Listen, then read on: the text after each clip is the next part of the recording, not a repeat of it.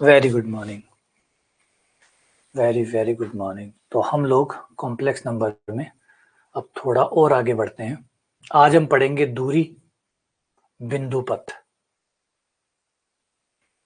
और मापांक का संबंध।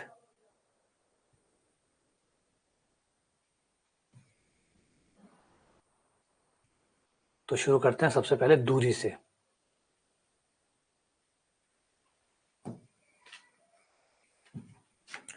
तो आज हम तीन चीजें पढ़ने वाले हैं, तीन चीजों के ऊपर काम करने वाले हैं। एक तो काम करने वाले हैं दूरी निकालने का फॉर्मूला सीखने वाले हैं कि कॉम्प्लेक्स नंबरों में दूरी कैसे निकलती है, कॉम्प्लेक्स में दूरी कैसे निकलती है, नंबर एक। दूसरा पढ़ेंगे हम संयुग्मी का यानी कॉन्जुगेट का मापांक के साथ संबंध। जो दूरी होती है मापांक, उसका कॉन्जुगेट से क्या रिलेशन है, संयुग्मी से क्या रिलेशन है, एक वो करेंगे। एक करेंगे बिंदु पथ, किसी बिंदु का पथ क्या होता है और कॉम्प्लेक्स नंबरों में ये कैसे बनता है, क्या होता है, ये सारी चीजें आज हम देखेंगे। तो आज हम तीन चीजों से होकर गुजरेंगे, एक एक करके आते मिलते हैं। सबसे पहले डिस्टेंस बिटवीन टू पॉइंट, दो बिंदुओं के बीच की दूरी। तो आइडिया बिल्कुल क्लियर है कि भैया दो बिंदुओं के बीच की दूरी ज्ञात करनी है, दो बिंदुओं के बीच की दूरी ज्ञात करनी है। यहाँ पे दो बिंदु का मतलब क्या होगा, दो कॉम्प्लेक्स नंबर। दो बिंदु का मतलब दो कॉम्प्लेक्स नंबर, दो समिश्र संख्याएं आपको दी गई होगी और क्वेश्चन पूछेगा कि उन दोनों के बीच की दूरी ज्ञात करो। क्योंकि हमारे यहाँ पे पॉइंट, हम कॉम्प्लेक्स नंबर पढ़ रहे हैं, तो कॉम्प्लेक्स नंबर में पॉइंट का मतलब होता है समिश्र संख्याएं। समिश्र संख्या मतलब पॉइंट, पॉइंट मतलब समिश्र संख्या, समिश्र संख्या मतलब पॉइंट, पॉइंट मतलब समिश्र संख्या। तो आपकी ये समिश्र संख्या Z1, ये हो गई आपकी समिश्र संख्या Z2, दो समिश्र संख्याएं हैं। तो हमें ये बीच की दूरी निकालनी है। बिंदु का नाम रख लेते हैं P, इस बिंदु का नाम रख लेते हैं Q। ये Z1 Z2 उसके कॉम्प्लेक्स नंबर है, बिंदु के नाम है P और Q। तो इनके बीच की डिस्टेंस, डिस्टेंस का मतलब है यहां से लेकर अगर मैं यहां तक चलूं तो कितनी दूरी तय करूंगा, ये जो दूरी है PQ, ये कैसे निकलती है। तो इसे निकालने के लिए आप लोगों को ये करना है कि Z1 में से Z2 को घटा दीजिए और मापांक निकाल लीजिए। Z1 में से Z2 को घटा दीजिए और मापांक निकाल लीजिए। दोबारा बोलता हूं, Z1 में से Z2 को, वो जो दो पॉइंट है आपके पास, वो जो भी दो पॉइंट है जिनके बीच की आपको डिस्टेंस निकालनी है, उन दोनों को पहले घटाइए, घटाकर जो आए उसका मापांक निकाल लीजिए, यही बीच की दूरी होगी। अब कई के दिमाग में है कि Z1 में से Z2 घटाना है या Z2 में से Z1 घटाना है, तो कोई दिक्कत नहीं है। अगर आप Z2 में से Z1 घटा देते हैं तो भी कोई दिक्कत नहीं है, क्योंकि मापांक के केस में कोई फर्क नहीं पड़ेगा, मापांक के केस में कोई फर्क नहीं पड़ेगा। तो अगर आप गलती से Z2 माइनस Z1 कर दें तो भी कोई दिक्कत नहीं है। तो वो जो दो बिंदु जिनके बीच में आपसे दूरी पूछी जाए, उन दोनों बिंदुओं को पहले घटाइए फिर मापांक निकालिए, पहले घटाइए फिर मापांक निकालिए। तो विधि में दो स्टेप हो गए, है ना, दो स्टेप हो गए। नंबर एक, पहले Z1 माइनस Z2 या Z2 माइनस Z1, कोई दिक्कत नहीं है, जो मन में आए वो घटा लो, ये करो। नंबर दो, फिर इसका मापांक निकाल लो, इसका जो मोड है वो निकाल लो, यही आपके बीच की दूरी होगी, यही आपके दो पॉइंट्स के बीच की दूरी होगी। दोबारा बोलता हूं कि बीच की दूरी का मतलब क्या है। बीच की दूरी का मतलब है कि अगर हमें दो कॉम्प्लेक्स नंबर दिए गए हों, अगर हमें दो कॉम्प्लेक्स नंबर दिए गए हो तो उनके बीच की जो डिस्टेंस है, अगर मैं एक पॉइंट पे खड़ा हो जाऊं, वहां से दूसरे पॉइंट की तरफ जाऊं, तो मुझे कितनी दूरी तय करनी पड़ेगी, तो ये कैसे निकलेगी। तो ये निकालने के लिए आपको वो जो आपके दो पॉइंट है, जहां से आपने शुरू किया है जहां तक आप जा रहे हैं, उन दोनों पॉइंट के जो कॉम्प्लेक्स नंबर है Z1, दूसरे का Z2, इन दोनों को घटा के इनका मोड निकाल लीजिए, वही इनके बीच की दूरी के बराबर होगा। ठीक है, एक एग्जांपल देखते हैं, क्वेश्चन देखते हैं इसके ऊपर। मान लो कि जो Z1 है, Z1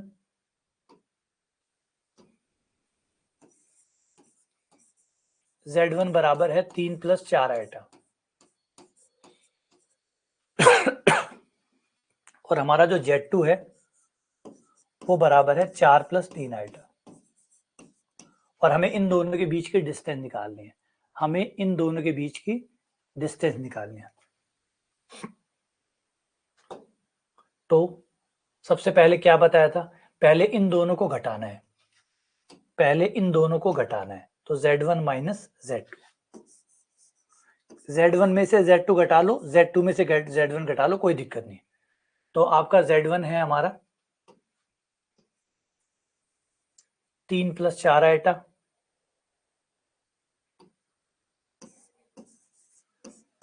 3 + 4 आइटा माइनस 4 + 3 आइटा। 3 में से आय, वास्तविक भाग में से वास्तविक भाग और काल्पनिक भाग में से काल्पनिक भाग। 3 में से 4 गया -1, 4 आइटा में से 1 आइटा गया 1 आइटा। ये हो गया आपका Z1 माइनस Z2 हो गया। अब मापांक निकाल लो, जो मापांक होगा वही इन दोनों के बीच की दूरी होगी। तो Z1 माइनस Z2 हो गया अंडर रूट वास्तविक भाग का वर्ग प्लस काल्पनिक भाग का वर्ग, वास्तविक भाग का वर्ग प्लस काल्पनिक भाग का वर्ग, 1 और 1 2, अंडर रूट 2। ये आपके बीच की डिस्टेंस होगी इन दोनों बिंदुओं के बीच में, दोनों बिंदुओं के बीच की दूरी होगी अंडर रूट 2। इस तरीके से आपकी दूरी काम करेगी। अब कैसे सवाल बन सकते हैं, किस तरीके से आते हैं, वो हम इस पर ट्राई करते हैं। ठीक है, पहले तो बेसिक सवाल ही करते हैं, एक आप लोग ट्राई करिएगा, फिर हम इसमें आगे बढ़ेंगे।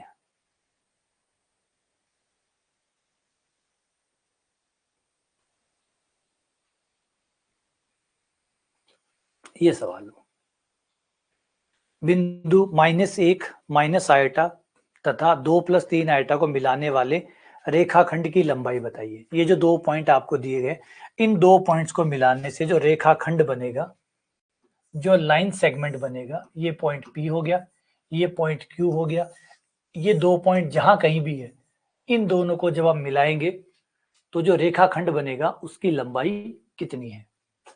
ठीक है, ये पॉइंट जहां कहीं भी है, इन दोनों को मिलाने से जो ये दूरी बनेगी, ये जो लंबाई बनेगी, ये कितनी होगी।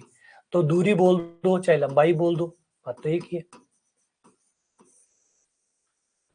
ये हमें निकालनी है। तो पहला बताया था कि दोनों को, एक को Z1 नाम दे दो, एक को Z2 नाम दे दो, Z1 Z2।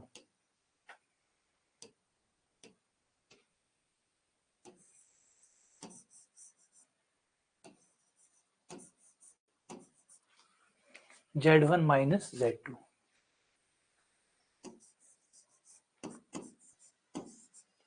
दोनों को घटाओ,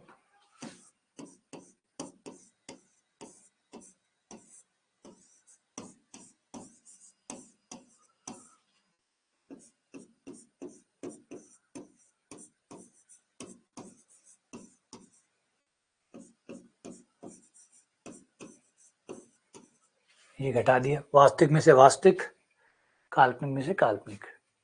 अब मापांक निकाल लो, बीच की दूरी PQ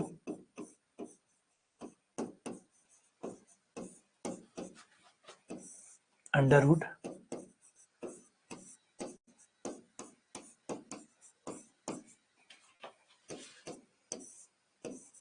9 + 16 25, तो ये आ गया हमारे बीच की दूरी 5 आ गई। अच्छा, दूरी हमेशा धनात्मक होगी क्योंकि लंबाई है, तो दूरी हमेशा प्लस की होगी, 0 हो सकती है, माइनस की नहीं हो सकती, तो माइनस की तो हो ही नहीं सकती, तो ये आंसर तो सरासर गलत है। दूरी कभी भी माइनस की नहीं हो सकती, दूरी या लंबाई सदैव धनात्मक होती है, दूरी बोलो या लंबाई बोलो, सदैव अऋणात्मक होती है, मतलब कभी भी माइनस की नहीं हो सकती, ऋणात्मक नहीं हो सकती, अऋणात्मक होती है।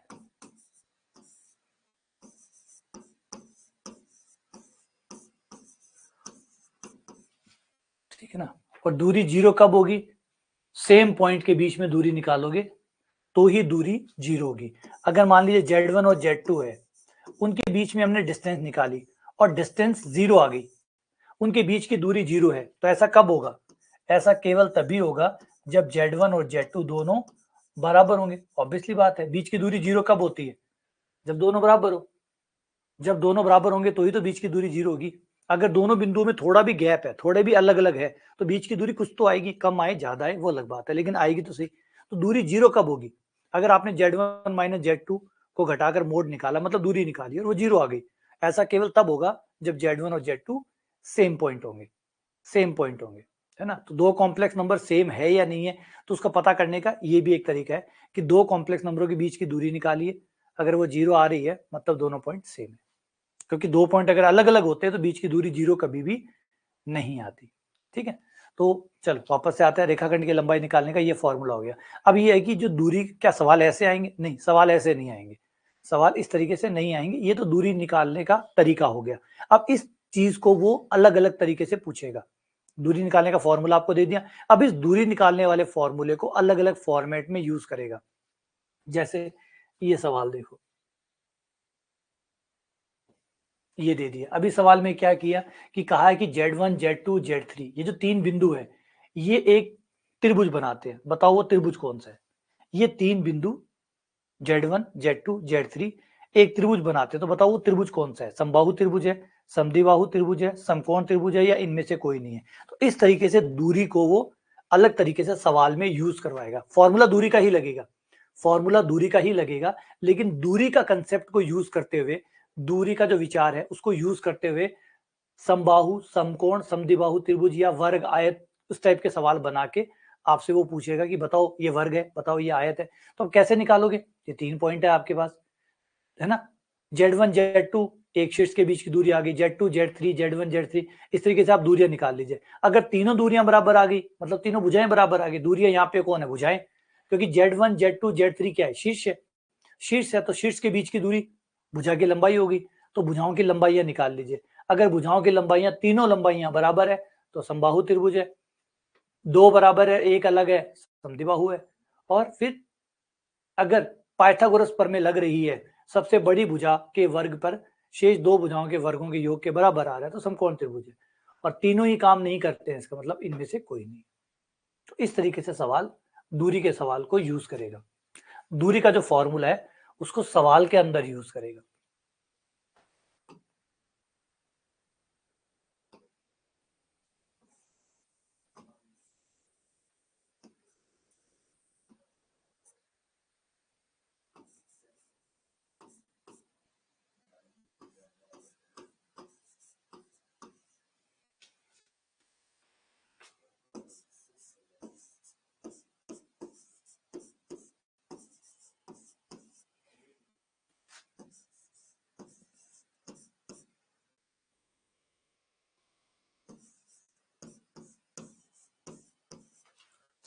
ये तीन बिंदु हो गए,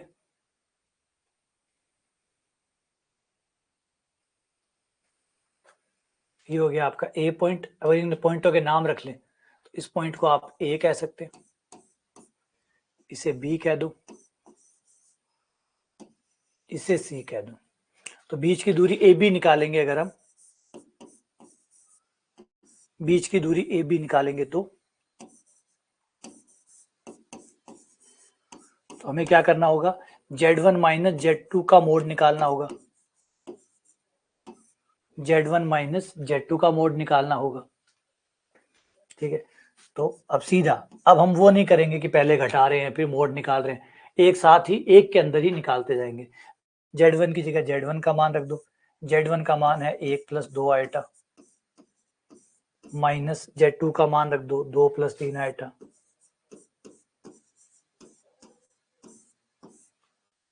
सॉल्व कर लो। एक में से दो गया माइनस एक, दो आइटा में से एक आइटा गया आइटा। अब मापांक निकाल लो, वास्तविक भाग का वर्ग प्लस काल्पनिक भाग का वर्ग, ये आ गया अंडर रूट दो।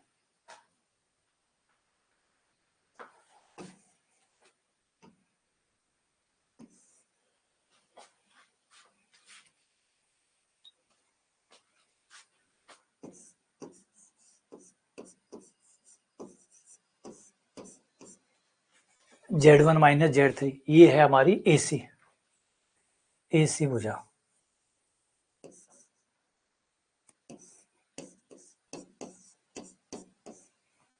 Z1 माइनस Z3,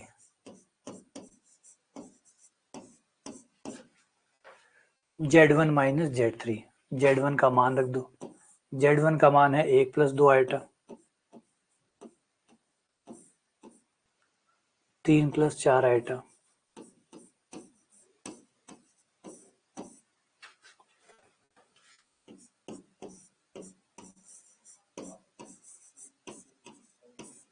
फिर मापांक, वास्तविक भाग का वर्ग प्लस काल्पनिक भाग का वर्ग, ये हो गया 4 और 4 8, 8 का हो गया 2 under root 2।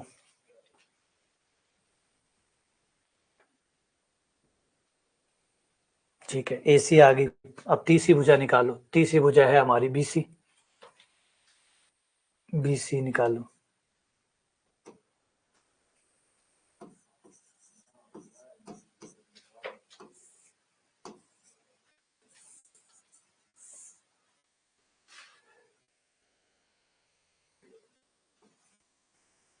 Z2 minus Z3,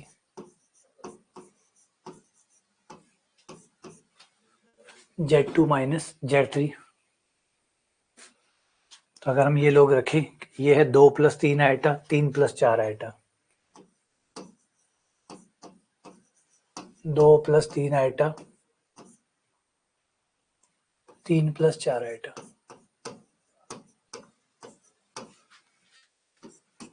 दो में से 3 गया -1, माइनस आइटा, मापांक निकाला,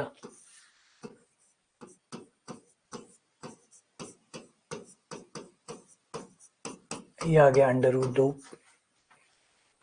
अब यहाँ पे ये दिख रहा है कि AB अंडर रूट 2 आया है, BC अंडर रूट 2 आया है, AC 2 अंडर रूट 2 आया है, जिससे इन तीनों के बीच में जो रिलेशन आ रहा है वो ये आ रहा है कि AB plus BC, AB plus BC बराबर है AC।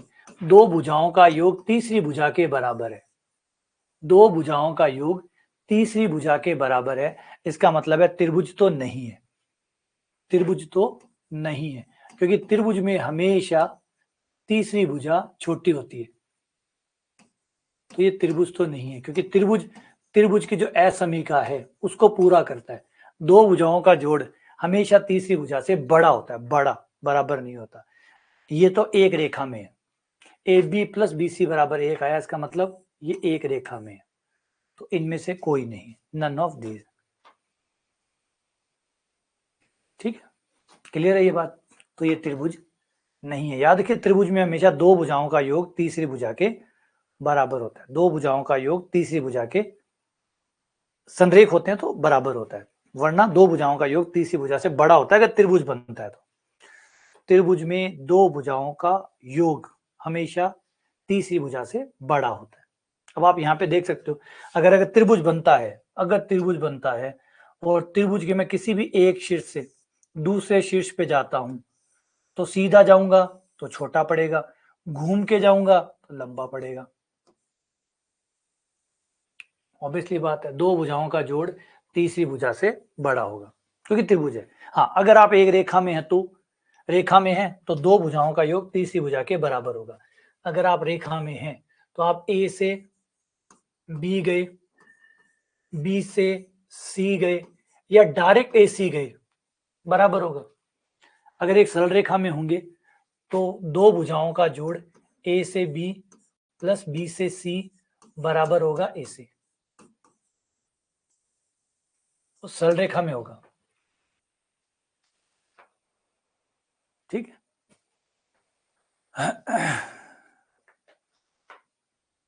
हाँ, तो दो साइड इक्वल होने का मतलब ये थोड़ी कि समद्विबाहु त्रिभुज बन गया। समद्विबाहु त्रिभुज में हम क्या कहते हैं कि वो एक त्रिभुज हो, पहले त्रिभुज हो, त्रिभुज ही नहीं है, त्रिभुज ही नहीं है, है ना, त्रिभुज ही नहीं है, त्रिभुज ही नहीं है तो फिर दो भुजाएं बराबर हो मत हो, तीनों बराबर हो जाती तो क्या फर्क पड़ता। तो त्रिभुज ही नहीं है तो आउट ऑफ त्रिभुज है, तो आउट ऑफ त्रिभुज है तो बात वहीं खत्म हो गई, है ना, आउट ऑफ त्रिभुज हो गया ये भाई।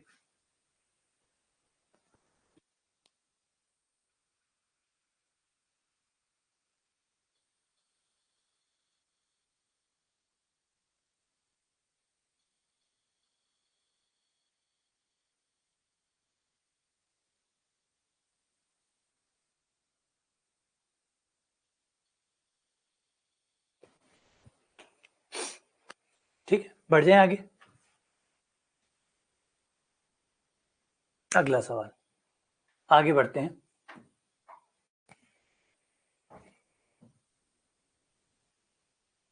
अब इसी दूरी के फॉर्मूले को, ये जो अभी हम दूरी का फॉर्मूला पढ़ा है, इसी फॉर्मूले को एक नया रूप देते हैं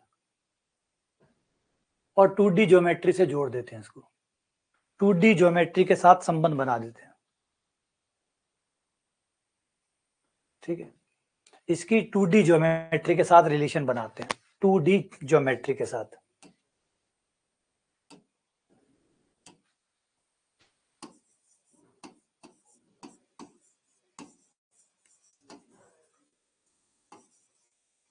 हम 2D ज्योमेट्री में जब होते हैं तो हम दो बिंदुओं के बीच की दूरी, अगर दो बिंदु हमारे पास, एक बिंदु A है x1 y1, दूसरा बिंदु अगर हमारे पास x2 y2 है, तो उन दोनों बिंदुओं के बीच की दूरी निकालने का हमारा जो फॉर्मूला होता है 2D के अंदर, 2D ज्योमेट्री में, तो वो बराबर होता है AB बराबर under root x1 minus x2 का square plus y1 minus y2 का स्क्वायर। उस समय हम ऐसे दूरी निकालते हैं और आज हम ऐसे निकाल रहे हैं। तो क्या दोनों में अंतर है? नहीं, दोनों में कोई अंतर नहीं है, दोनों एक ही है, बस लिखने का तरीका अलग है। 2D में जैसे दूरी निकालते थे, कॉम्प्लेक्स में जैसे दूरी निकालते थे, तरीका एक है, सिर्फ दिखने में फर्क है, क्योंकि वो कॉम्प्लेक्स नंबर में लिखा हुआ है, इसलिए थोड़ा सा अजीब लग रहा है। जैसे किसी चीज को अगर आप उर्दू में लिख देंगे या फ्रेंच में लिख देंगे या स्पेनिश में लिख देंगे तो अजीब तो लगेगा ही, तो बस वो किसी और भाषा में लिखने के कारण अजीब लग रहा है, बाकी है वही। आज मैं करके दिखाता हूँ। अभी हमने जो फॉर्मूला बनाया था वो क्या था कि z1 हमारा होगा, मान लो x1 प्लस आयोटा y1, यही होगा। इसी को पॉइंट में आप ऐसे लिखते हैं, जब आप पॉइंट में लिखते हैं तो आप लिखते हैं x1 कोमा y1, और कॉम्प्लेक्स नंबर में लिखते हैं तो आप लिखते हैं x1 प्लस आयोटा y1। तो यही चीज को लिखने का तरीका अलग है। z2 x2 plus iota y2, तो ये हो गया x2 y2, ये z1 हो गया, ये z2 हो गया। अब आप z1 z2 को घटा के मोड निकालो, देखो क्या यही आता है।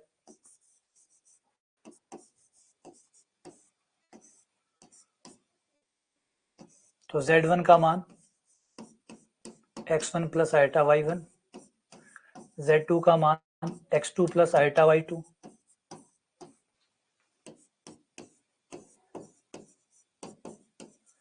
x1 माइनस आयोटा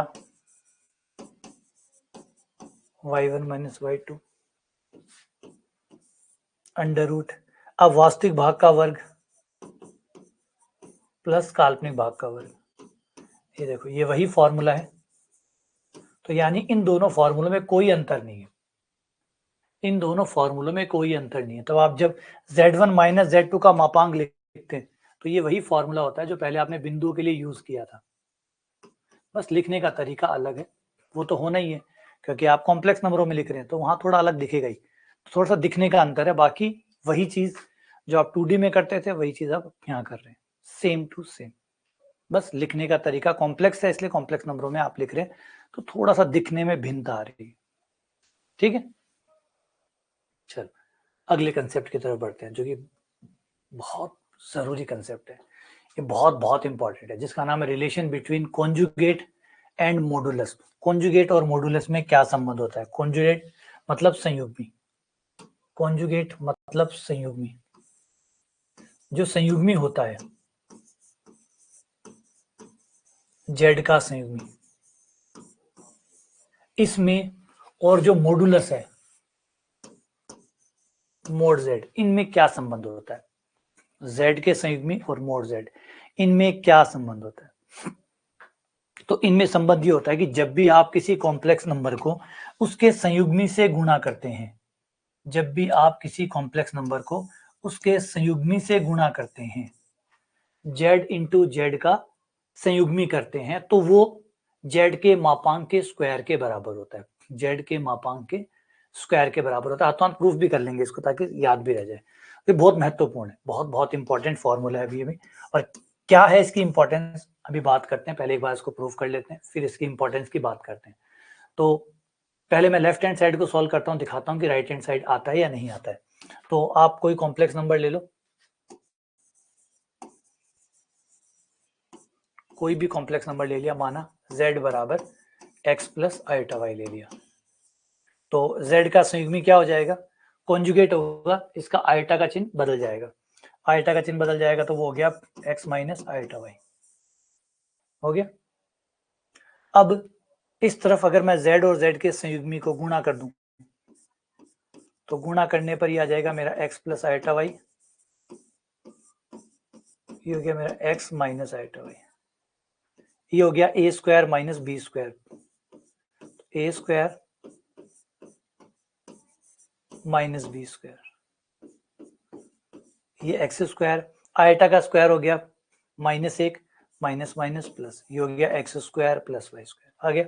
अब दूसरी साइड से चलते हैं, दूसरी साइड क्या है, जेड का मापांक निकाल लो, जेड का मापांक हो जाएगा अंडर रूट वास्तविक भाग का वर्ग प्लस काल्पनिक भाग का वर्ग, फिर दोनों तरफ वर्ग कर दो, ये हो जाएगा एक्स, अंडर रूट हट जाएगा, X square plus Y square, अब मिला लो दोनों में, यहाँ पे भी X square plus Y square है, यहाँ पे भी X square plus Y square है, यानी जेड जेड का संयुग्मी, जेड जेड का संयुग्मी बराबर होता है मोड जेड का स्क्वायर, तो आप इसकी मदद ले सकते हैं। अब यहाँ पे ये बात आती है कि भाई ये चीज क्या काम क्या आएगी, फिर बनाने का रिलेशन क्या है, देखो काम ये आएगी कि जब कभी भी आपको मोड हटाना होगा, जब कभी भी आपको मोड हटाना होगा, आपको मोड नहीं चाहिए, आपको मोड नहीं चाहिए, उस केस में आपको ये फॉर्मूला लगाना होगा, क्योंकि यही एकमात्र फॉर्मूला, रिपीट, ये एकमात्र फॉर्मूला है जो आपका मोड हटाएगा।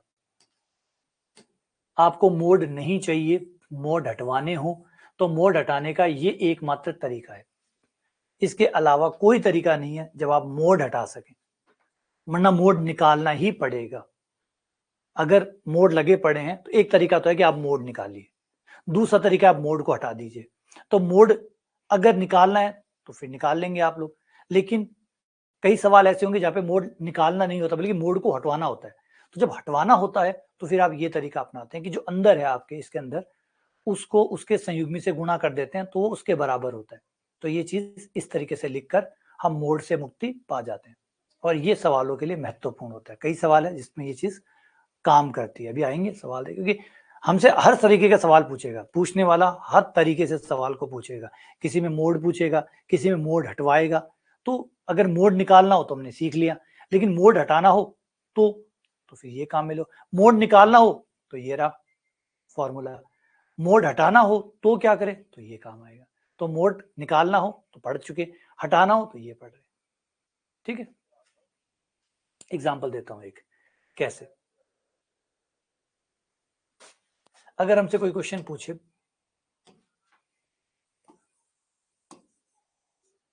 कि बताओ Z1 माइनस Z2 का मोड कितना होता है,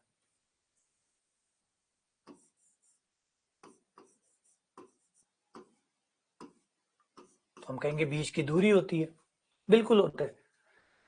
लेकिन अगर Z1 Z2 ना दे, अब वो चाहता क्या है, अब वो ये चाहता है, अब इस क्वेश्चन में वो ये नहीं चाहता कि आप दूरी निकाल के दो, वो आपको Z1 दे, वो आपको Z2 दे, आप उन्हें घटाओ फिर मापांक निकालो, नहीं, वो चाहता है कि आप इस चीज को किसी दूसरे तरीके से लिख के उसे दो, इसी चीज को आप उसे दूसरे तरीके से लिख के बताओ। ये जो लिखा हुआ है Z1 माइनस Z2 का मोड, इसको आप बिना मोड की सहायता से लिख के बताओ, या इसे कोई और तरीके से लिख के बताओ जिससे दूसरे तरीके में बन जाए। तो कैसे बनाओगे, तो बस आओ शुरू करते हैं इसी में। तो हम जानते हैं किसी भी मोड का स्क्वायर, किसी भी समिश्र संख्या के मोड का स्क्वायर बराबर होता है वह समिश्र संख्या इंटू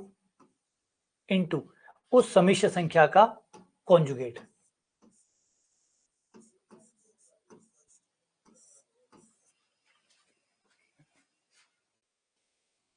ठीक है, समिश्र संख्या जो भी अंदर जो भी है वह समिश्र संख्या गुणा उसी समिश्र संख्या का संयुग्मी। ठीक है, संयुग्मी को अलग अलग कर दो,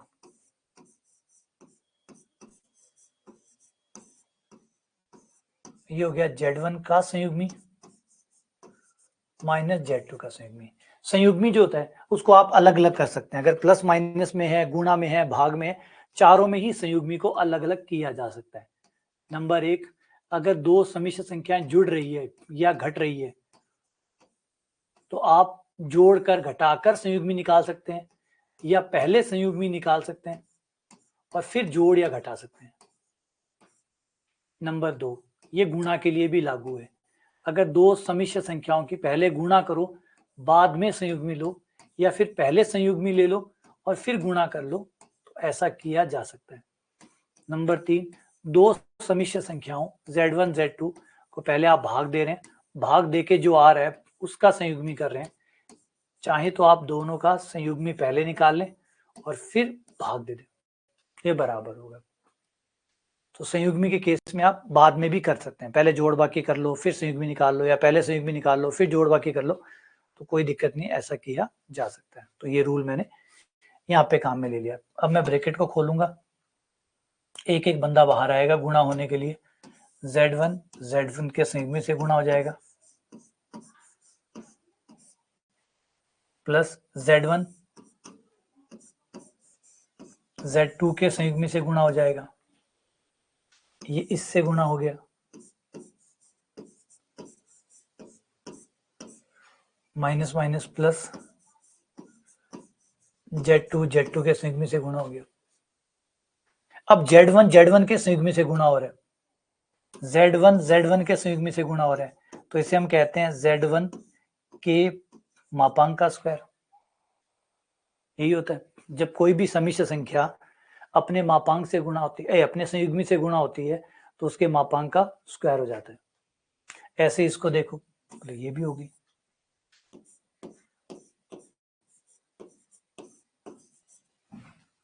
माइनस ये अपना Z1, ये कुछ नहीं बना क्योंकि ये Z1 है ये Z2 है, इसलिए बना कुछ नहीं, बस ये साथ साथ में रह जाएंगे। ये लो, ये आ गया हमारे पास Z1 माइनस Z2 का स्क्वायर। तो इसमें Z1 माइनस Z2 के मापांक का स्क्वायर इस तरीके से खुलता है, इस तरीके से खुलेगा। अगर इसी को देखते हुए अगर अपन Z1 प्लस Z2 को देखें, Z1 प्लस Z2 का, यही माइनस के बजाय अगर प्लस होता फिर करते तो बोला वही आंसर आता, बस माइनस के बजाय प्लस आ जाते, यही सब कुछ आता, माइनस की बजाय प्लस आ जाते।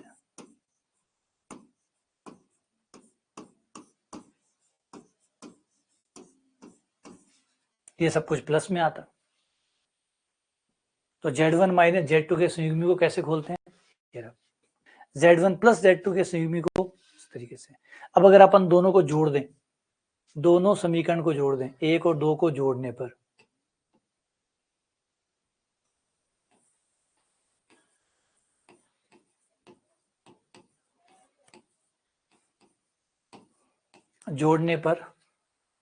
ये देखो, ये तो माइनस प्लस पूरा कट गया, ये दोनों जुड़कर ये हो गया Z1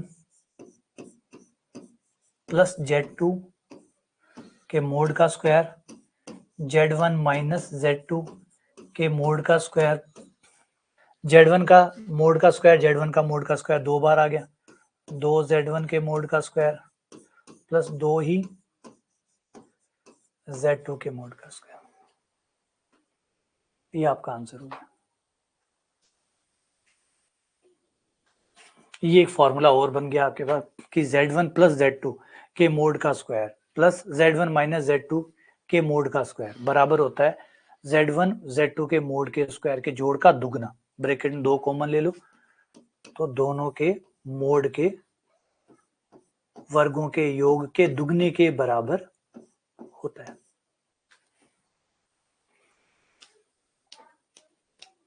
ठीक है, क्लियर है, सही है। आ जाओ, अब इस पे क्या है, इसी बात के ऊपर जैसे मैंने कहा कि अब यहाँ पे आप देखो तो कोई Z1 नहीं दिया, कोई Z2 नहीं, फॉर्मूले बना के पूछ लेता, तो आपको सब चीजें पता होनी चाहिए, है ना। एक टाइप की चीज अगर याद रखेंगे तो सवाल पूछने वाला उस चीज को घुमा घुमा के पूछेगा, अलग अलग तरीके से, कभी कुछ पूछेगा कभी कुछ पूछेगा, वेराइटी होंगी, वेराइटी होंगी तो आपको पता होना चाहिए कि मोड निकालना हो तो कैसे निकालते हैं, हटाना हो तो कैसे हटाते हैं, दोनों पता होने चाहिए। निकालना भी पता होना चाहिए, कई बार निकालना पड़ता है तो निकालने का काम होगा, कई बार हटाना होता है तो हटता कैसे है, निकलता कैसे, तो निकलता है वो पहले पढ़ चुके, हटता कैसे है वो पढ़ लिए। तो इस पे देखो सवाल कैसे पूछा जाता है, इस टाइप से।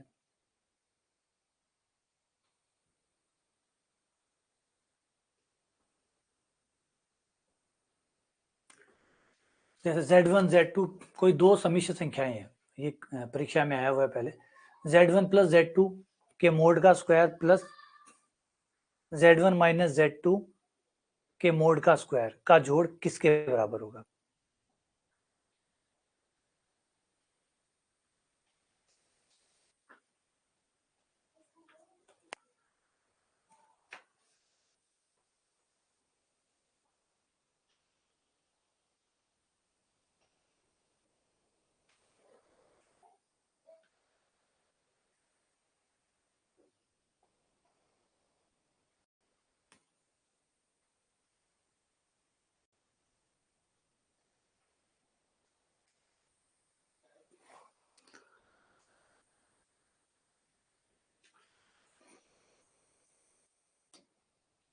तो याद रखिएगा, अभी तो पढ़ रहे हो इसलिए आपको याद है, अभी तो एकदम ताजा पढ़े हुए हो तो आप लोगों को याद है। अब इसे लंबे समय तक याद रखें। तो ये हो गया आपका 2Z1 का स्क्वायर प्लस 2Z2 का स्क्वायर। अब इन्हीं को क्या करते हैं, अब सवाल मैंने पहले भी आपको ये बताया कि सवाल कोई बहुत ज्यादा नए नए नहीं होते, सवाल नए नहीं होते, सवालों में क्या करता है, उन्हीं सवालों की शक्लें बदल बदल के चेंज कर करके बदलते रहते हैं। अब जैसे इसी क्वेश्चन को देखो, एक इसी सवाल का एक रूप ये भी हो गया। अब ये पूछ लिया, अब इस सवाल में और पिछले सवाल में क्या अंतर था।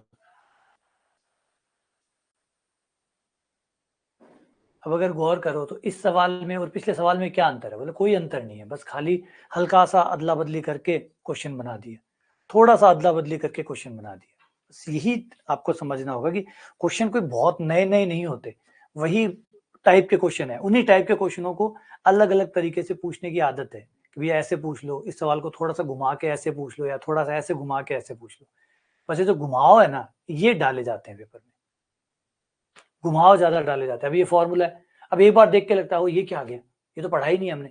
पढ़ा कैसे नहीं, ये पढ़ा है, लेकिन जैसे हमने पढ़ा है वैसे थोड़ी पूछेगा, थोड़ा आगे पीछे तो करेगा सवाल, आगे पीछे कर दिया, ये आगे पीछे कर दिया। और इतना सा आगे पीछे जो है ना वो हम में फर्क डाल देता है, इतना सा आगे पीछे करना हमारे लिए बहुत हो जाता है।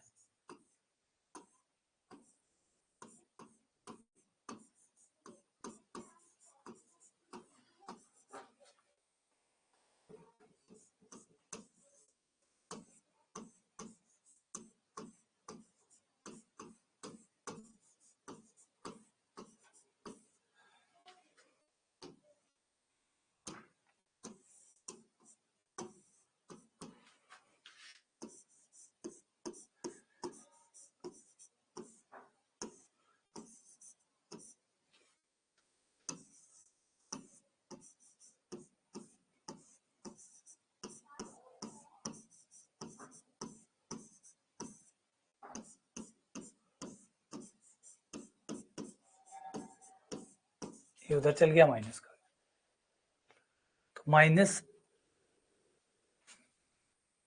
ये ऑप्शन ए और बी जो है वो बहुत क्लोज हो जाएंगे, और क्लोज होके क्या होगा, जल्दबाजी में वो गलत हो जाएगा। जल्दबाजी में हम सोचेंगे और हम प्लस का उत्तर दे देंगे, प्लस का उत्तर देते ही वो ए ऑप्शन में डाल ही रखा है ना, इतने में वो, समझ बातों का, आप इधर लाएंगे ये माइनस का हो जाएगा, माइनस होते ही फिर क्या होता है, फिर हम जल्दबाजी में आ जाते हैं। ये जो जल्दबाजी है, इतने में हम लोग ए ऑप्शन दिया होता है, ए पे टिक कर देते हैं, वो आ ही जाता दिमाग में कि भाई ए होगा, ए पे टिक चला गया, माइनस भूल जाते हैं। एक सिंपल सा सवाल, एकदम सरल सवाल जो हमें पता भी था, और वो जल्दबाजी की वजह से गलत हो गया। ठीक है, चलो आगे बढ़ते हैं। ये बताओ, निम्न में से कौन सा संबंध सत्य नहीं है, कौन सी बात इनमें से सत्य नहीं है।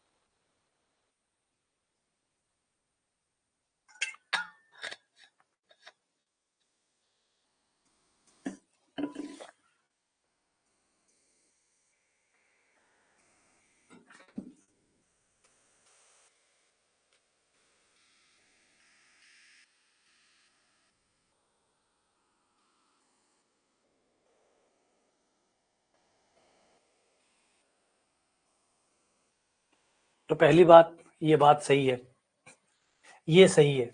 किसी का स्क्वायर करके मापांक निकालो, चाहे मापांक लेकर स्क्वायर करो, ये बात सही है। ये हमने पढ़ा था कि n पावर करके, इसका उपयोग भी किया हमने इसका उपयोग भी किया है, हमने इसका उपयोग भी किया है कि एक सवाल था जिसमें 8 पावर निकालनी थी, तो हमने पहले मापांक निकालकर फिर 8 पावर की, क्योंकि 8 पावर करके मापांक निकालना उतना आसान नहीं था। तो ये ट्रू हो गया। अब आते हैं इसके ऊपर, क्या ये ट्रू है? क्या ये ट्रू है?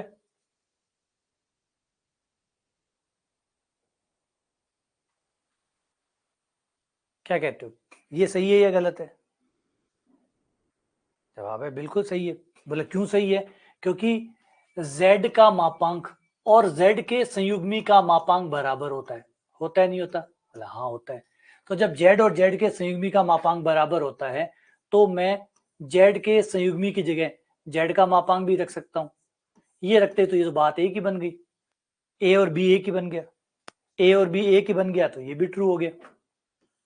सिर्फ भाषा बदल के कहा गया, दो बातों को मिला के कहा गया, यूं समझ लो। उसी पहली वाली बात को थोड़ा सा आगे ले गया। हमें पता है कि संयुग्मी लेने से परिमाण मापांक चेंज नहीं होता, तो z बराबर z का संयुग्मी होता है, तो z के संयुग्मी की जगह मोड z रख दो, वापस वही आ गया, तो वही a आ गया, सच है। अब इसके बाद में आते हैं इस पे, ये गलत है, ये गलत है। क्यों गलत है? क्योंकि z और z का संयुग्मी बराबर नहीं होते, ये गलत। क्योंकि संयुग्मी लेने के बाद आयटा का चिन्ह बदल जाता है। हाँ, अब आप कहोगे कभी कभी सच है, तो गणित में कभी कभी की जगह नहीं होती, गणित में कभी कभी की जगह नहीं होती कि ये, तो अगर कभी कभी है तो बताओ पहले कभी कभी, इसने तो कभी कभी कहा ही नहीं, इसने तो सीधा लिखा है कि z बराबर z का संयुग्मी, यानी ये कह रहा है कि हमेशा z और z का संयुग्मी बराबर होता है। अगर कभी कभी बोलना है तो बोलो तो सही, बताओ तो सही, कभी नहीं बोला ना, तो व्यापक बात लिख दी। अब व्यापक बात लिख दी तो फिर हम तो उसको व्यापक तरीके से समझेंगे, यानी ये कहना चाहता है कि हमेशा z और z का संयुग्मी बराबर होता है, हमेशा तो बराबर नहीं होता, हमेशा तो बराबर नहीं होता, तो ये बात गलत हो गई, तो फॉल्स हो गई। हाँ, ये बात सच होती है, लेकिन कंडीशन के साथ। कंडीशन क्या हो? अगर कोई कॉम्प्लेक्स नंबर शुद्ध वास्तविक संख्या हो, विशुद्ध वास्तविक संख्या हो, प्योर रियल नंबर हो, तो फिर z और z का स्विंग में बराबर होता है। लेकिन वो एक केस है, एक स्थिति में सच है, हमेशा सच नहीं है। और यहाँ पे ये जानना चाहता है हमेशा सच बोल रहा है, हमेशा सच नहीं है। ठीक है, अब आ जाओ इसके ऊपर, ये बराबर है। ये कैसे बराबर हुआ? ये इस तरीके से बराबर हुआ कि अभी हमने थोड़ी देर पहले ही पढ़ा था कि z के संयुग्मी का स्क्वायर का मतलब z का संयुग्मी गुणा z का संयुग्मी, और हमें बताया गया है कि गुणा करके संयुग्मी निकालो या संयुग्मी निकाल कर गुणा करो, एक ही बात है। तो पहले मैं गुणा करवा लूं और फिर संयुग्मी निकाल लूं, एक ही बात है। पहले गुणा करवा लूं, क्योंकि संयुग्मी का नियम ये कहता है कि चाहे आप जोड़ बाकी गुणा भाग पहले करवा लो, संयुग्मी बाद में निकलवा लो, या संयुग्मी पहले निकलवा लो, गुणा भाग बाद में करवा लो, बराबर आता है। तो z के संयुग्मी का स्क्वायर का मतलब क्या हुआ? z का संयुग्मी गुणा z का संयुग्मी, z का संयुग्मी गुणा z के संयुग्मी को मैं क्या लिख सकता हूँ? पहले गुणा करवा लूं फिर संयुग्मी ले लूं, अब तो एक ही है। तो z इंटू जेड का संयुग्मी, z इंटू जेड क्या हो गया? z का स्क्वायर हो गया, z का स्क्वायर का संयुग्मी, ये बराबर हो गया। ये बात तो बराबर है।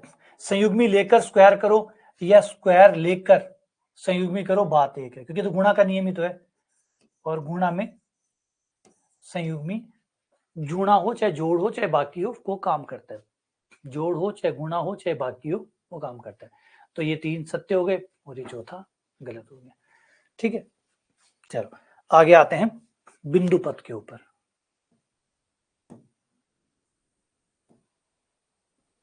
अगला कंसेप्ट है हमारा locus, locus of A point, बिंदु पथ। ये क्या है?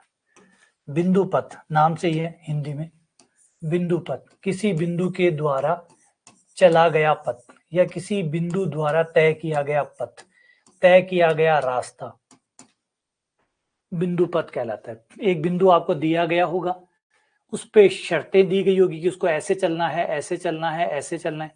एक बिंदु z दिया गया होगा, साथ में शर्तें दी गई होगी कि भैया तुम्हें ऐसे चलना है, ऐसे चलना है, ऐसे चलना है। फिर वो जैसे जैसे चलेगा वैसे वैसे उसको चलाना है। फिर जो समीकरण बनेगा वो आपको बताना है, वो उसका बिंदु पथ कहलाएगा। ये समीकरण क्या चीज है? समीकरण का मतलब कोई शर्त पे चलेगा तो कुछ तो बनेगा। जब कोई शर्त उस पे लगाओगे आप, कोई भी शर्त आप लगाते हो, तो शर्त लगाने से कोई समीकरण तो बनता ही है ना। शर्त लगाने से कोई समीकरण तो बनता ही है। अगर मैं कहता हूं कि मेरे पास पेंसिलों की संख्या रबड़ की संख्या से दुगनी है, तो समीकरण बन गया अपने आप ही। जब भी मैं कुछ शर्त लगाता हूं, हर शर्त एक समीकरण बन जाती है। हर शर्त एक समीकरण बन जाती है। शर्त का मतलब प्रतिबंध, नियम। जैसे आप कोई नियम डालते हो, अपने आप एक समीकरण पॉपअप हो जाती है ना। जैसे मैंने कहा कि मेरे पास शॉर्पनर की पेंसिल की संख्या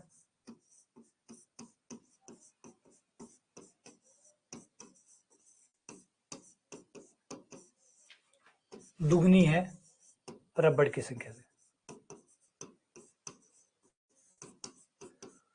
या मेरे पास पैंट की संख्या या शर्ट्स की संख्या पैंट की संख्या से दुगनी है, समीकरण अपने आप बन गया।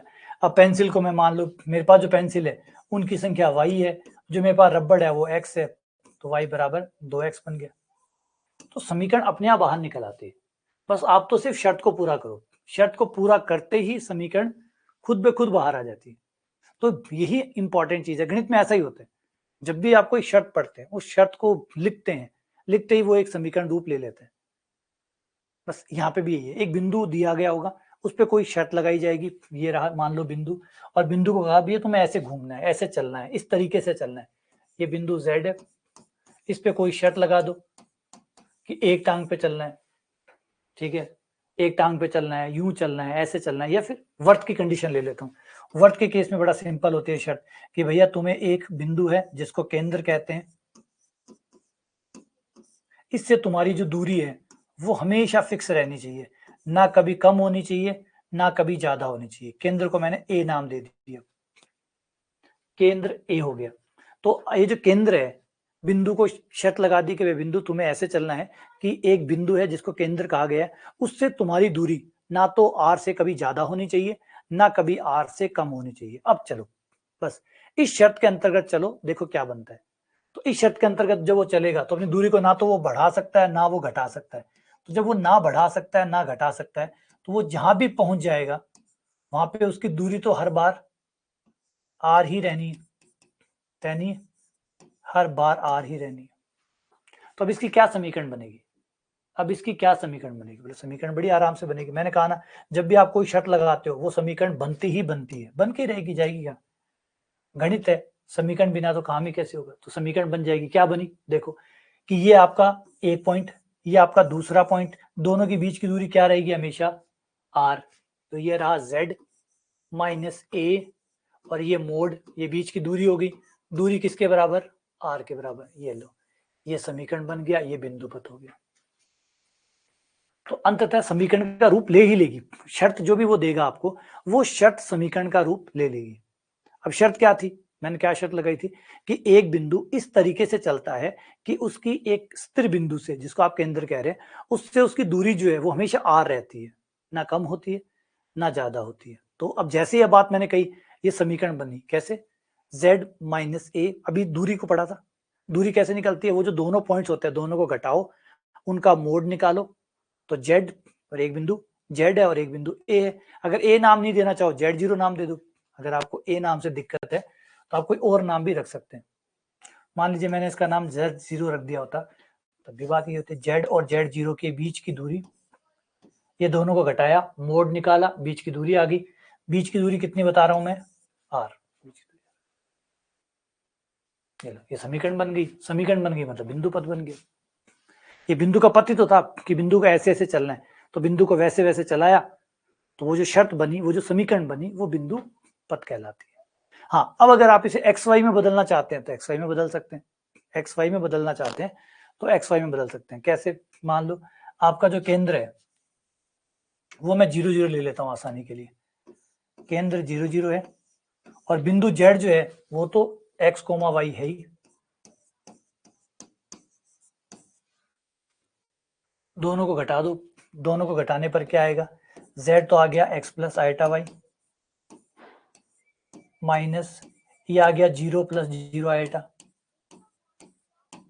बराबर आर। z की जगह z का मान रख दिया, z0 की जगह z0 का मान रख दिया, बराबर में आर है। x में से 0 गया x, आइटा y में से 0 आइटा y गया आइटा y बराबर r।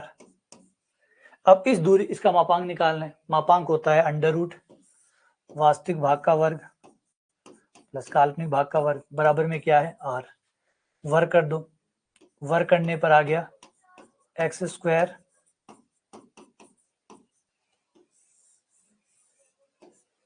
ये लो, ये समीकरण आ गया। ये वर्त का समीकरण होता है, ये वर्त का समीकरण आ गया। तो ऐसा नहीं कि ये वर्त का समीकरण नहीं था, ये भी वर्त का ही समीकरण था। ये कॉम्प्लेक्स नंबर में लिखा हुआ था और वो एक्स वाई में लिखा होता है। एक्स वाई वाला थोड़ा हम ज्यादा अच्छे से पढ़ पाते हैं, जैसे हिंदी है, हिंदी हम ज्यादा अच्छे से पढ़ पाते हैं। भाषा तो इंग्लिश भी पढ़ते ही है, लेकिन उतनी अच्छे से नहीं पढ़ पाते जितनी हिंदी पढ़ पाते हैं। तो एक्स वाई वाली भाषा थोड़ी अच्छी समझ में आती है, ये भाषा थोड़ी कम समझ में आती है, लेकिन बात एक ही है, ये जेड की भाषा में लिखा हुआ है और वो समीकरण एक्स वाई की भाषा में लिखा हुआ है। ठीक है, बढ़ जाए आगे। आज एक सवाल करते हैं जिससे बात समझ में आ जाए।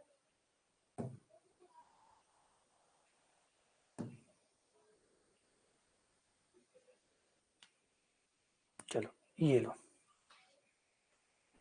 इसे ट्राई करो।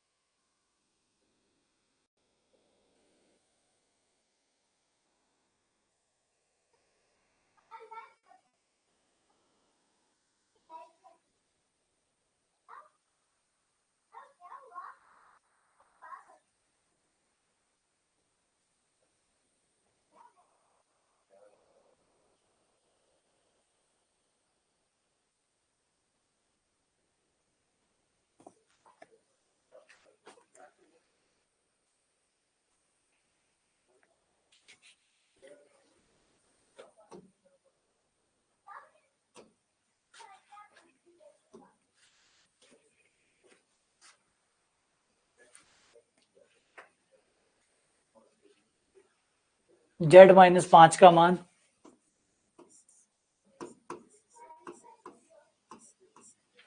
z यानी x प्लस आइटा वाई -5 वास्तविक भाग से वास्तविक भाग, काल्पनिक भाग से काल्पनिक भाग, वास्तविक भाग से वास्तविक भाग, काल्पनिक भाग से काल्पनिक भाग,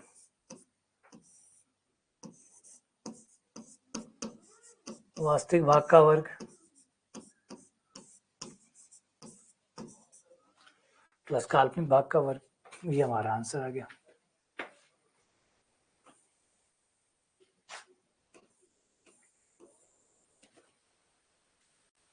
थोड़ा सा कंफ्यूजन हो अगर आपको कि भैया 5 कैसे घटेगा, तो 5 का मतलब 5 प्लस 0 आइटा से है।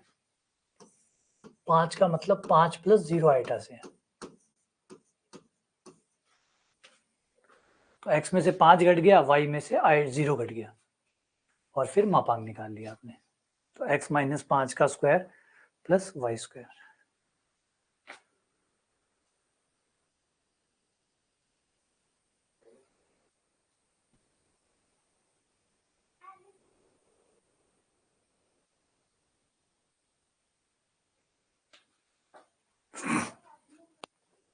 इसे करो, z-2 प्लस आइटा का मोड बराबर है z-3 माइनस आइटा का मोड। तो z का बिंदु पथ क्या है?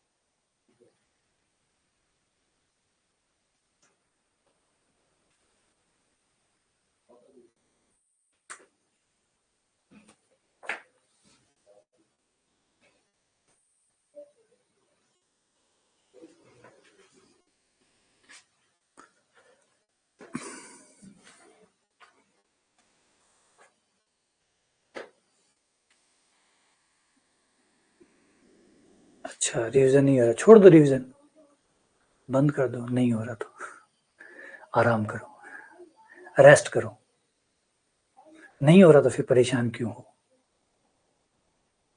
मजे करो।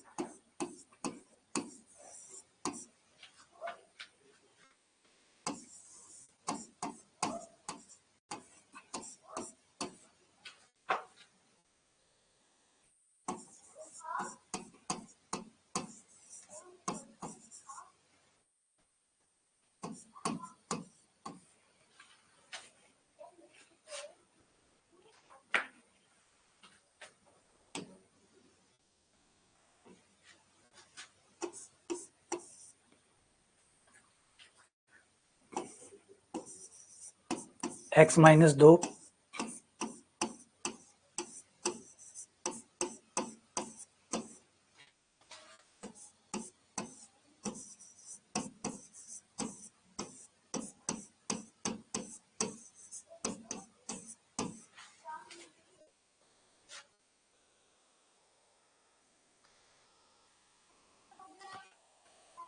ठीक है, मापांक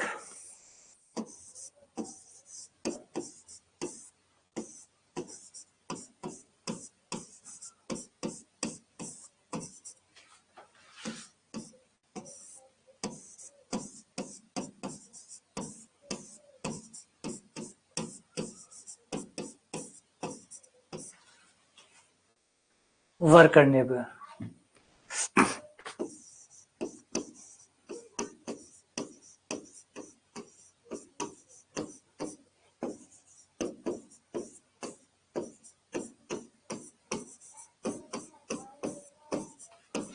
दोनों तरफ वर्क कर दो।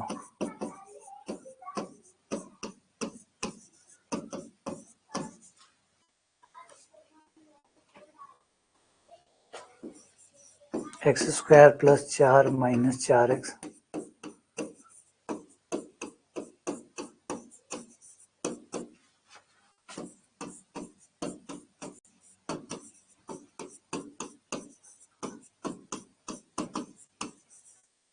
दोनों तरफ वर्क कर दिया ताकि अंडर रूट हट गया, फिर जो कट रहा है उसे काट दो।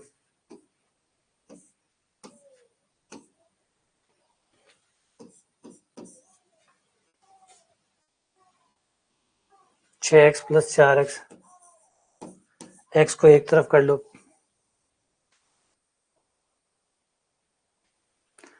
2y 2y 4y,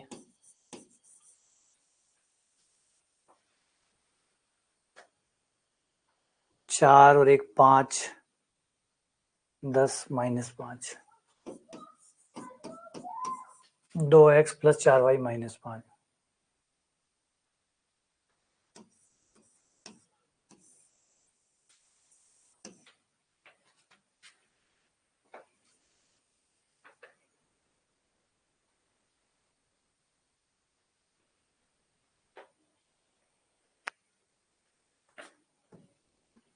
चलो अगला सवाल ट्राई करो। दिक्कत वो नहीं है, एक्चुअली हो ये गया है कि आप लोगों की क्या, आप लोगों की साइड से डिमांड बढ़ती जा रही है, आप लोगों की साइड से क्या डिमांड बढ़ती जा रही है। अब ये चीजें पीडीएफ है, वो डे बाय डे बेसिस पे पीडीएफ डालते हैं, कभी हो सकता है 1-2 दिन आगे पीछे हो जाए, पीडीएफ डालते रहते हैं। अभी पीडीएफ डालते हैं सर, नोट्स अलग, इसके भी नोट्स अलग, यार हद होगी यार, किस बात से, मतलब जैसे मेरे बेटा है ना, उसको वो क्रिकेट, अभी क्रिकेट खेलता है तो वो क्रिकेट कम और नौटंकी ज्यादा करता है।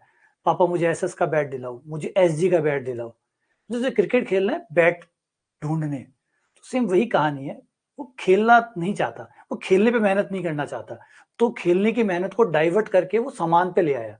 वो सामान मांगता रहता है, पैड दिला दो, उस कंपनी के पैड दिला दो, उस कंपनी का हेलमेट दिला दो, उस कंपनी के ग्लव्स दिला दो, उस कंपनी के ये दिला दो। तो वो ये जो बातें करता है, ये बातें क्या हो गई है, अब वो खेल को नहीं सुधारना चाहता, वो खेल पे मेहनत नहीं करना चाहता, वो अपनी मेहनत को सामान पे डाइवर्ट कर लिया, सामान मांगता रहता है, ये वाला सामान दिला दो। मैंने कहा तू प्रैक्टिस तो 5 मिनट नहीं करता, सामान तुझे सारा चाहिए, ये वाला भी बैग दिला दो, ये वाला भी बैग दिला दो, ये वाला बैट दिला दो, लेदर की बॉल दिला दो, लाल कलर की भी दिला दो, सफेद कलर की भी दिला दो। हद होगी। इसका मतलब उसे क्रिकेट नहीं सुधारना, उसे क्रिकेट पे काम नहीं करना।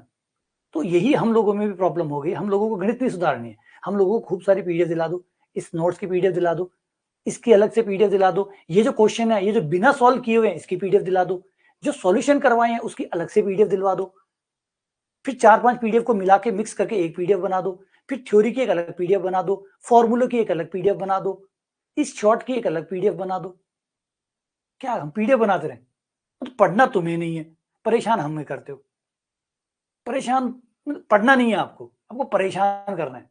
तो सर खाली क्वेश्चनों की पीडीएफ दे दो। अब ये जो अच्छा प्रैक्टिस शीट पढ़ी है, प्रैक्टिस शीट नहीं निकालनी है, प्रैक्टिस शीट नहीं निकालनी है, इसकी पीडीएफ दो, और वो भी विदाउट सॉल्यूशन की, बिना सॉल्यूशन की पीडीएफ दीजिए। खाली जो क्वेश्चन मैं बोर्ड पे करवाता हूं, इनकी पीडीएफ दे दो, सॉल्यूशन मत दो। फिर 2 दिन बाद में सॉल्यूशन की अलग पीडीएफ दे दो, फिर क्वेश्चन के ऊपर सॉल्यूशन के नीचे पीडीएफ दे दो, फिर क्वेश्चन के पीछे सॉल्यूशन दे दो। अरे यार क्या टाइम पास कर रहे हो? पढ़ाई करो ना, ध्यान लगाओ इसके ऊपर। आप लोग ऑनलाइन में अब आए हैं 1 या 2 सालों से, आपकी जिंदगी का मोटा मोटा हिस्सा ऑफलाइन में खर्च हुआ है। कौन नोट्स बना के देता था आपको? बनाते थे, आप खुद ही बनाते थे। आप ऑफलाइन में पढ़े हुए हैं, एटलीस्ट आप में जितने भी बच्चे हैं वो तकरीबन तकरीबन अपनी जिंदगी का 17-18 साल ऑफलाइन पढ़ के आए हुए हैं। तो ऑफलाइन में आपने नोट्स नहीं बनाए, आपको बनाने नहीं आते, फिर जो चाहिए बना लो अपने हिसाब से। लेकिन वो नहीं, सिर्फ डिमांड डिमांड डिमांड, सारा दिन बस पढ़ाई से ज्यादा यही चीज मांगते हो। सर उसकी पीडीएफ दे दो, क्वेश्चन की अलग पीडीएफ दे दो, सॉल्यूशन की अलग पीडीएफ दे दो, फॉर्मूलों की अलग पीडीएफ दे दो, शॉर्ट ट्रिक्स की अलग पीडीएफ दे दो, उसकी ये पीडीएफ दे दो, इसका ये दे दो, आपने वो कहानी सुनाई थी उसकी पीडीएफ दे दो, कल वो आप एक स्टोरी बता रहे थे उसकी पीडीएफ दे दो। हद हो गई, पीडीएफ पीडीएफ खेलते रहेंगे क्या? दिमाग भरो, पीडीएफ नहीं। तो यहां प्रॉब्लम शुरू हो जाती है। तो कहीं ना कहीं हम लोगों को भी मना करना पड़ेगा कि भैया बस हो गया हमारी तरफ से, पढ़ना है तो इतने से पढ़ो, नहीं पढ़ा जाता है तो कुछ और ट्राई करो। कहीं तो लाइनें खींचनी पड़ेगी ना कि भाई ये थोड़ा यार बहुत डिमांड बढ़ने लगे, हर चीज की डिमांड आने लगी। ठीक है, हर चीज की डिमांड आने लगी। वीडियो 144 पे कर दो, 120 पे कर दो, स्पीड 1.5 और 2 के बीच वाली डाल दो, 1.75 कर दो स्पीड। कई लोगों की ये डिमांड भी आने लगी कि 1.5 और 2 के बीच की स्पीड है, सर 1.75 कर दो। कल अच्छा आपको क्या लगता है 1.75 पे बंद हो जाएगी मामला? नहीं, 1.75 और 2 के बीच वाली ला दो, 1.75 और 2 के बीच वाली जो स्पीड है ना वो ला दो सर। 144 और 240 के बीच में है वो ला दो। अच्छा एक बंदे ने और डिमांड कर रहा है, सर कंटेंट तो एचडी में होना चाहिए लेकिन 144p पे कर दो। अच्छा अल्ट्रा एचडी कर दो 144p पे, मतलब अल्ट्रा एचडी चाहिए बंदे को, कंटेंट अल्ट्रा एचडी चाहिए लेकिन 144p पे। कहां से? मतलब यूएचडी कंटेंट चाहिए, अल्ट्रा एचडी जहां पर एक एक पॉइंट साफ दिखे, लेकिन चाहिए कितने पे? 144p पे। वाह,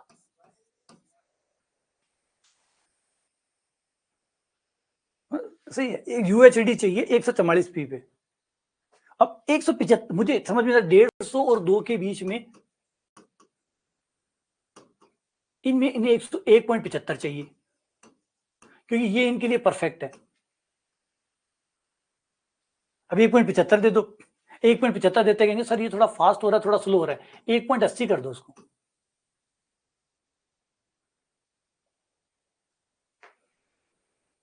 ये हो रहा है डिमांडिंग, समझे?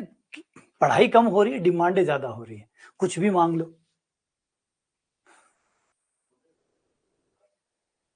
अच्छा एक जना और था, उसने वो में सर आप जो क्वेश्चन लेके आते हो वो एक दिन पहले हमें दे दिया करो, आप जो भी क्वेश्चन लेके आते हो ना वो एक दिन पहले हमें दे दिया करो, हम ट्राई कर लेंगे फिर आप क्लास में करवा दिया करो।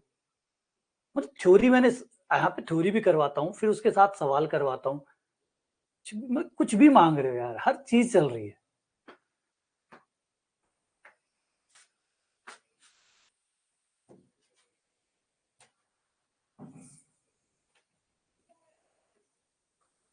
चलो आ जाओ, आगे बढ़ते हैं।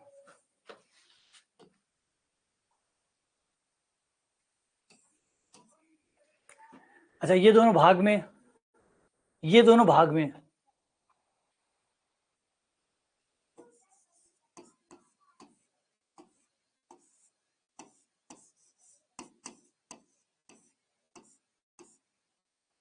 अलग अलग कर दिया। कौन सा रूल लगाया?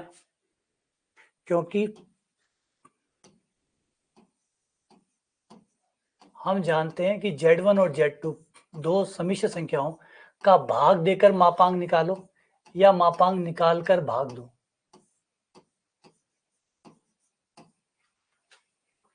Z1 का मापांक बटा Z2।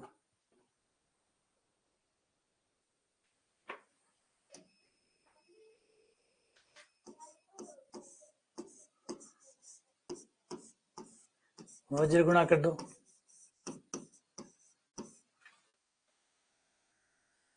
Z का मान रख दो।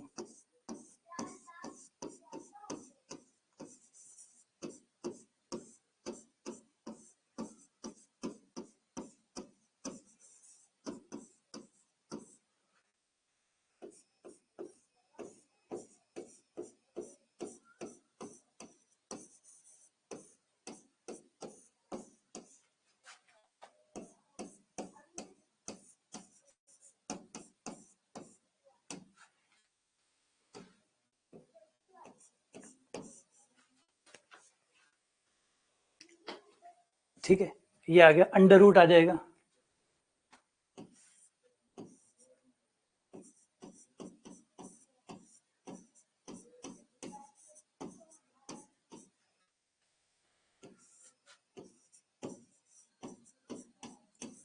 दोनों तरफ वर्क कर दो, अंडर रूट हट जाएगा।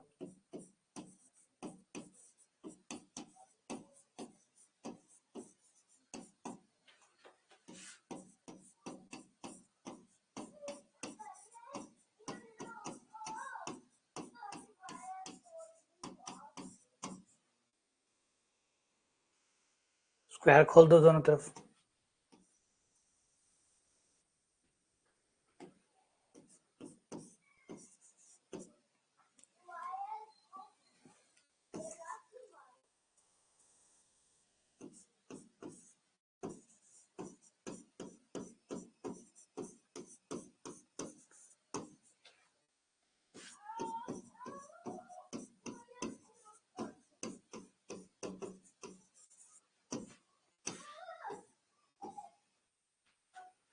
पदों को एक तरफ कर लो।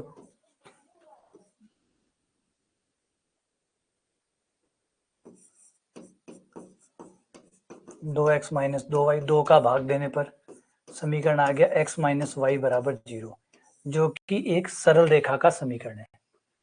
जो कि एक सरल रेखा का समीकरण है।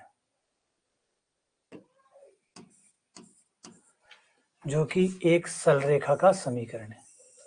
क्योंकि सरल रेखा का समीकरण कैसा होता है?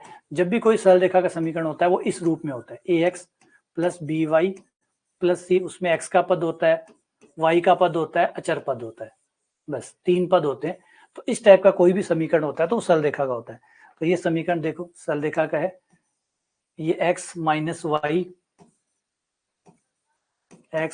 वाई सी का मान 0 है, एक x का पद है, एक y है, एक अचर पद है।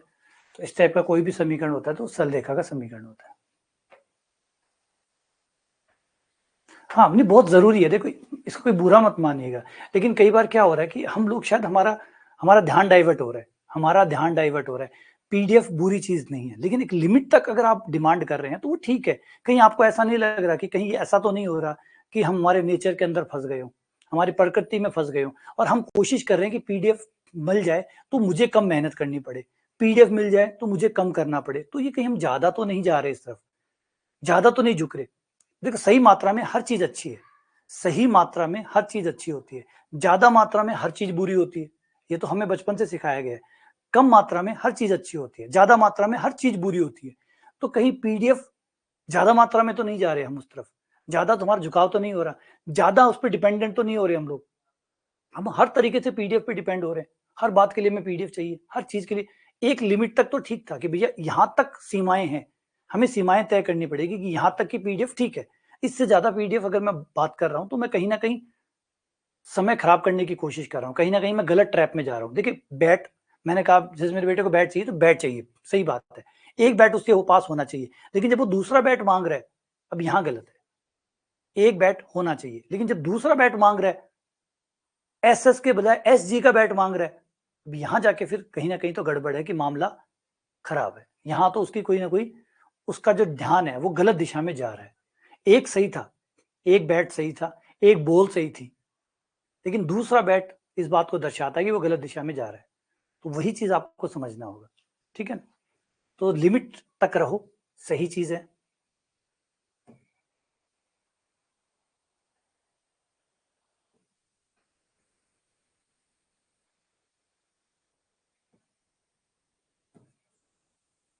चलो अब आगे बढ़ते हैं।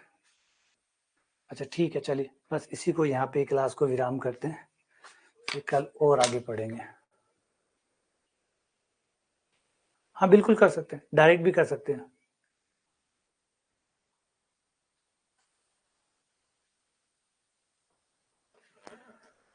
ठीक है, चलो मिलते हैं आप लोगों से।